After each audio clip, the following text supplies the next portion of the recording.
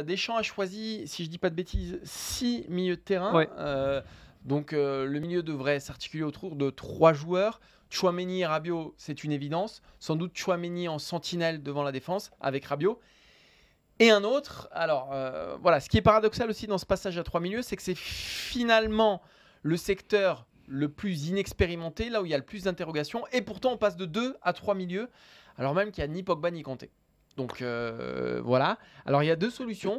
Soit une promotion express pour sans doute Fofana, plus que pour Guendouzi, Verretou ou Camavinga, qui eux devraient démarrer la compétition sur le banc.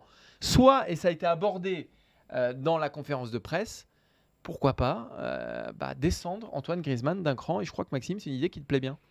Alors, j'irai pas jusqu'à dire qu'elle me plaît bien, parce que je préfère voir Griezmann un peu plus haut, mais en tout cas, elle est pas stupide, parce que on connaît Antoine Griezmann. Didier Deschamps a rappelé combien il travaillait défensivement. Enfin, il n'y a pas besoin de le rappeler, mais combien aussi des fois il redescendait bien trop bas par rapport à son poste, qu'il se donnait sans compter.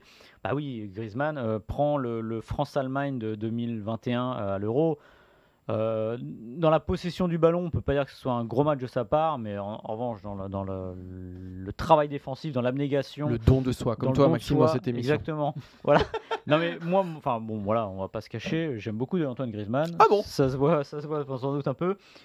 Et je trouve que ce serait pas stupide, mais je pense qu'on n'ira quand même pas vers ça.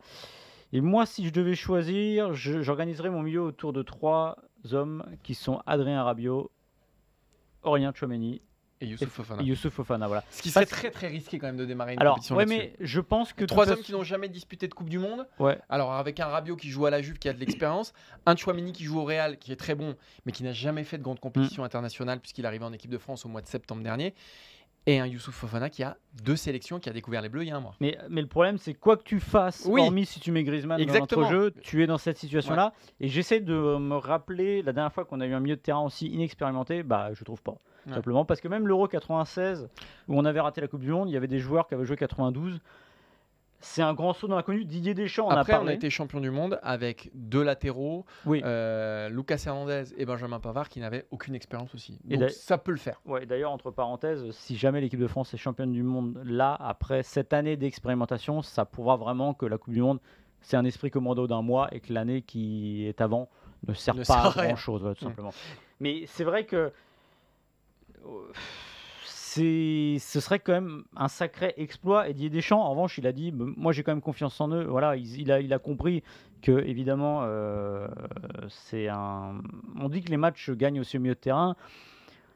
Peut-être que Tchouaméni est un immense milieu de terrain. Il est très bon, peut-être qu'il va se révéler, mais il y aura besoin de ça. Il faudra qu'il le soit pour qu'on soit champion du monde. Je pense que pour qu'on soit champion du monde, il faut qu'il y ait un des milieux de terrain qui soit dans les 5 meilleurs joueurs du mondial à peu près.